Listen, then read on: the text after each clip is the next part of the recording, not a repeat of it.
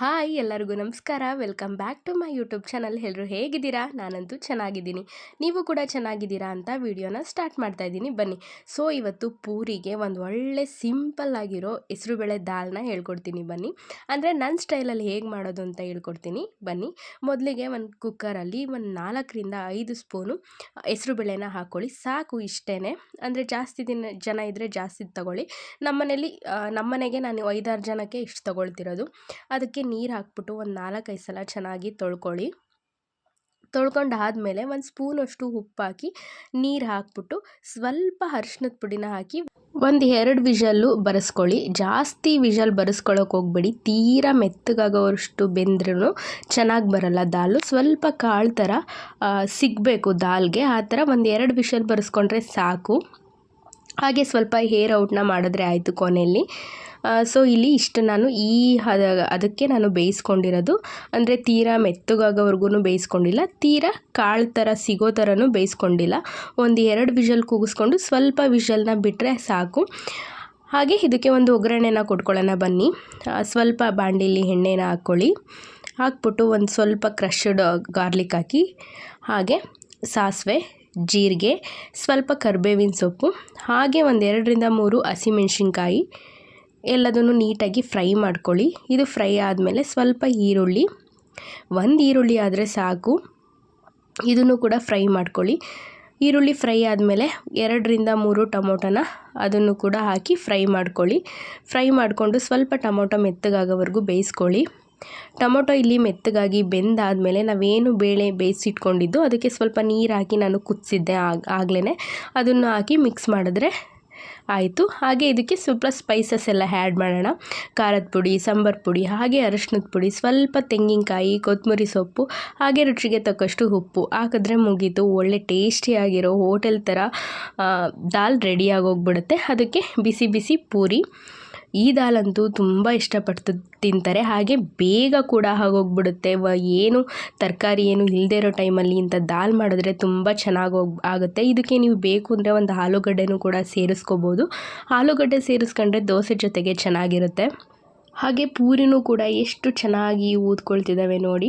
ನಾನು ಇದಕ್ಕೆ ಒಂದೊಂದು ಸಲ ಗೋಧಿ ಹಿಟ್ಟನ್ನು ಹಾಕಿ ಕಲಿಸ್ತೀನಿ. ಇವತ್ತು ಬರೀ ಮೈದಾ ಹಿಟ್ಟನ್ನು ಹಾಕಿ ಕಲಸಿ ಮಾಡಿರೋದು. ಇದಕ್ಕೆ ಏನು ಮೊಸರು, ಆಮೇಲೆ ಸಕ್ಕರೆ ಈ ಥರ ಎಲ್ಲ ಹಾಕ್ತಾರೆ ಪೂರಿ ಹಿಟ್ಟನ್ನ ಕಲಸೋದಕ್ಕೆ ಚೆನ್ನಾಗಿ ಉಬ್ಬಿ ಬರಲಿ ಅಂತ. ನಾನು ಬರೀ ಜಸ್ಟ್ ಸಾಲ್ಟ್ ಹಾಕಿರೋದು ಬಿಟ್ಟರೆ ಒಂದು ಸ್ಪೂನ್ ಎಣ್ಣೆ ಕೂಡ ಹಾಕಿಲ್ಲ.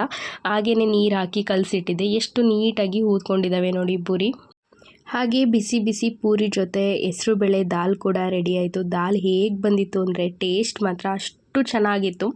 ನೀವು ಒಂದು ಸಲ ಈಸಿಯಾಗಿ ತರಕಾರಿ ಇಲ್ಲದೇ ಇರೋ ಟೈಮಲ್ಲಿ ಆರಾಮಾಗಿ ಮಾಡ್ಬೋದಾದಂಥ ಹೆಸರುಬೇಳೆ ದಾಲ್ ಇದು. ಏನಿಲ್ಲ, 10 ನಿಮಿಷದೊಳಗಡೆ ಆಗೋಗ್ಬಿಡುತ್ತೆ.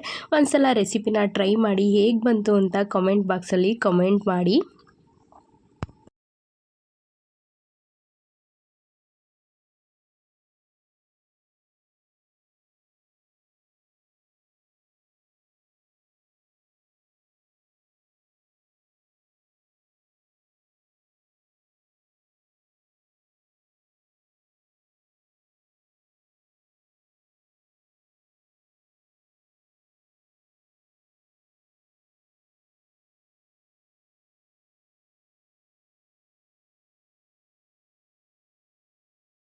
ಹಾಗೆ ಎಲ್ಲರಿಗೂ ಕೊಟ್ಟು ಸ್ವಲ್ಪ ಹಾಸನಲ್ಲಿ ಕೆಲಸ ಇತ್ತು. ಏನಂತಂದರೆ ಪಾಪುಗೆ ಸ್ವಲ್ಪ ಹುಷಾರಿರಲಿಲ್ಲ, ಶೀತ ಕೆಮ್ಮು ಹೀಗಾಗಿತ್ತು. ಹಾಗೆ ಹಾಸ್ಪಿಟ್ಲಿಗೆ ತೋರಿಸ್ಕೊಂಡು ಹೋಗೋಣ ಅಂತ ಬಂದ್ವಿ. ನಾವು ಬಂದು ತೋರಿಸಿ ಎಲ್ಲ ಬರೋಷ್ಟೊತ್ತಿಗೆ ಸುಮಾರು 3 ಗಂಟೆ ಆಗಿತ್ತು. ಹಾಗೆ ಎಲ್ಲರಿಗೂ ಹೊಟ್ಟೆ ಕೂಡ ಹಸಿತಿತ್ತು. ನಾನು, ದೊಡ್ಡಮ್ಮ, ಪಾಪು 3 ಜನ ಬಂದಿದ್ದರು. ಅವರಿಗೂ ಸ್ವಲ್ಪ ಹುಷಾರಿರಲಿಲ್ಲ, ಕೈ ನೋವು ಅಂತಿದ್ರು. ಹಾಗೆ ತೋರಿಸ್ಕೊಂಡು ಹೋಗೋಣ ಅಂತ ಬಂದಿದ್ವಿ. ಹಾಗೆ ಹೊಟ್ಟೆ ಹಸಿತಲ್ಲ, ಹಾಗೆ ಪಾಪುನೂ ಇಡ್ಲಿ ಬೇಕು ಅಂತ ಹೇಳ್ತಿದ್ದ. ಹಾಗೆ ಎಲ್ಲರೂ ಸಿಂಪಲ್ಲಾಗಿ ಊಟನ ಮಾಡಿಕೊಂಡು ಬಸ್ ಸ್ಟ್ಯಾಂಡ್ಗೆ ಹೊರಟ್ವಿ. ಬಸ್ ಸ್ಟ್ಯಾಂಡ್ಗೆ ಅಂತ ನಾನು ಏನು ಹೇಳಿದ್ದೀನಿ, ಓಲ್ಡ್ ಬಸ್ ಸ್ಟ್ಯಾಂಡ್ ಅಂತ ಏನೂ ಹೇಳಿಲ್ಲ. ಜಸ್ಟ್ ಬಸ್ ಸ್ಟಾಪಿಗೆ ಡ್ರಾಪ್ ಮಾಡಿ ಅಂತ ಕೇಳಿದೆ. ಪಾಪ ಅವರು ಆಟೋದವರು ನಮ್ಮನ್ನು ಅಲ್ಲಿ ಹಾಸನಲ್ಲಿ 2 ಬಸ್ ಸ್ಟ್ಯಾಂಡ್ ಇದೆ, ಅವರು ಹೊಸ್ದಾಗಿ ನ್ಯೂ ಬಸ್ ಸ್ಟ್ಯಾಂಡಿಗೆ ಕರ್ಕೊಂಡು ಹೋಗ್ತಾಯಿದ್ರು. ನಾನಿಲ್ಲ, ಸಿಟಿ ಬಸ್ ಅವ್ರು ಅರ್ಧ ದೂರ ಹೋಗಿದ್ರು. ನನಗೂ ಗೊತ್ತೇ ಆಗಲಿಲ್ಲ, ಮಾತಾಡ್ತಾ ಕೂತ್ಕೊಂಡಿದ್ದೆ ದೊಡ್ಡಮ್ಮನ ಕೈಲಿ. ಅರ್ಧ ದೂರ ಹೋದ್ಮೇಲೆ ಹೇಳಿದೆ, ಅಂಕಲ್ ನೀವು ರಾಂಗ್ ರೂಟಲ್ಲಿ ಹೋಗ್ತಿದ್ದೀರಾ, ನಾನು ಸಿಟಿ ಬಸ್ ಸ್ಟ್ಯಾಂಡ್ಗೆ ಹೇಳಿದೆ ಅಂತ. ಪಾಪ ಅವ್ರು ಸ್ವಲ್ಪನೂ ಸಿಟ್ಟು ಮಾಡ್ಕೊಳ್ಳಿಲ್ಲ. ಇನ್ಯಾರು ಆಗಿದ್ರೆ ಎಷ್ಟೊಂದು ಸಿಟ್ಟು ಮಾಡ್ಕೊಂಡು ಬೈದು ಬಿಡೋರು. ಇರಲಿ ಬಿಡಮ್ಮ, ನಂದೇ ತಪ್ಪು, ಯಾವ ಬಸ್ ಸ್ಟ್ಯಾಂಡು ಅಂತ ಕೇಳಬೇಕಾಗಿತ್ತು ಅಂತ ಅಂದರು.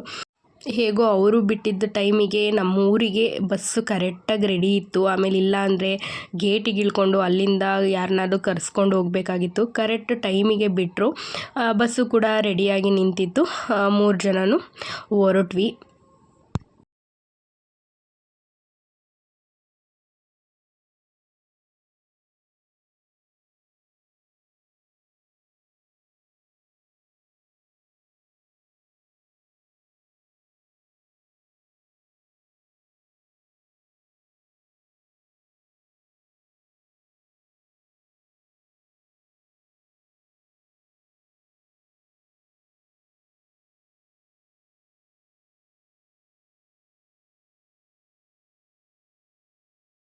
ಹಾಗೆ ಬರ್ತಾ ಸ್ವಲ್ಪ ದ್ರಾಕ್ಷಿ ತಗೊಬಂದಿದ್ದೆ. ಜಾಸ್ತಿ ತಂದಿರಲಿಲ್ಲ, ಯಾಕಂತಂದರೆ ಡಾಕ್ಟರ್ಸ್ ಹೇಳಿದರು ಒಂದು 15-20 ದಿನ ಹಣ್ಣಂತೂ ಏನೂ ಕೊಡಲೇಬೇಡಿ ಅಂತ. ನನಗೆ ತಿನ್ನಂಗಾಗಿ ಒಂದು ಅರ್ಧ kg ತಂದಿದ್ದೆ ಅಷ್ಟೇ. ಯಾವಾಗಲೂ ಅಷ್ಟೇ ತಂದ ತಕ್ಷಣ ಎಲ್ಲ ಹಣ್ಣು ಆದಷ್ಟು ಸ್ವಲ್ಪ ಉಪ್ಪು, ಅರಿಶಿನದ ಪುಡಿ, ಬಿಸಿನೀರು ಹಾಕಿ ನೀಟಾಗಿ ವಾಶ್ ಮಾಡಿ ಇಟ್ಬಿಡಿ. ಯಾಕಂತಂದರೆ ನಾವು ಹಾಗೇ ಇಟ್ಟಿರ್ತೀವಿ ಅಂತ ತಿಳ್ಕೊಡಿ. ಮಕ್ಳುಗಳು ಏನು ಮಾಡ್ತಿರ್ತವೆ ಅಂದರೆ ತೊಗೊಂಡು ಹಾಗೇ ತಿಂತಿರ್ತವೆ. ಈ ದ್ರಾಕ್ಷಿ ಹಣ್ಣನ್ನು ಮಾತ್ರ ಕೈಗೆ ಸಿಗಂಗೆ ಇಡಬೇಡಿ. ಇಲ್ಲ ಇಡ್ತೀರಾ ಅಂತಂದರೆ ನೀಟಾಗಿ ವಾಶ್ ಮಾಡಿಡಿ. ಇಲ್ಲ ಅಂತಂದರೆ ಮಕ್ಳುಗಳು ಹಾಗೇ ತಿಂದ್ಬಿಡ್ತವೆ. ಈ ದ್ರಾಕ್ಷಿಲಂತೂ ತುಂಬ ಕೆಮಿಕಲ್ಸ್ ಇರುತ್ತೆ. ನೀಟಾಗಿ ಒಂದು 2-3 ಸಲ ವಾಶ್ ಮಾಡಿಕೊಂಡು ತಿನ್ನಿ. ಹಾಗೆ ವಿಡಿಯೋ ಕೂಡ ಇಲ್ಲಿಗೆ ಎಂಡ್ ಮಾಡ್ತಾ ಇದ್ದೀನಿ. ಪ್ಲೀಸ್ ಹೋಗಿ ವಿಡಿಯೋನ ನೋಡಿ, ಹಾಗೆ ಲೈಕ್ ಮಾಡಿ, ಹಾಗೆ ಶೇರ್ ಮಾಡಿ, ಹಾಗೆ ಸಬ್ಸ್ಕ್ರೈಬ್ ಮಾಡ್ಕೊಳ್ಳೋದಂತೂ ಮರಿಬೇಡಿ. Bye friends.